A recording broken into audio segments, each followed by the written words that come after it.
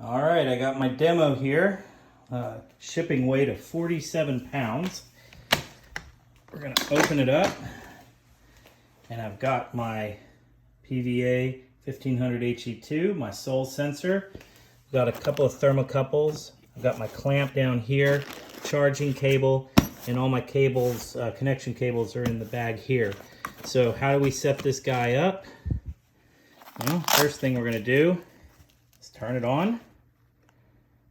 Oh, we got our blinking light there. I'm gonna then turn on the SolSensor. Got my blinking light there. Now we're gonna flip over here to the screen. Open that up. I'm gonna go down and find my PVA. Oh, there we go. I got my wireless connection. We'll go ahead and connect to that. And we're connected. We've got some blinking going on here. They're not fast blinking anymore. Oh, and everything's connected. We got solid lines or solid lights. We'll go back over here. And we're looking for a ready.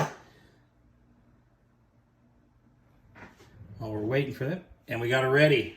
All right, so it has connected. So now the main thing here is we don't have any sun in this house. So I'm gonna take my piece here and we're gonna make a connection. So I made my connection with the thermocouple. I've taken the cap off. We're gonna walk outside real quick here.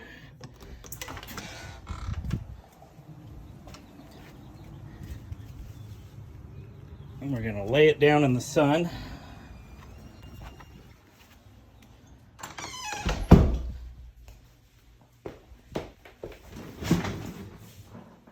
And looky there, ready to go.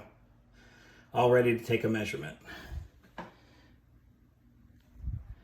Now the only problem is, we hit measure now,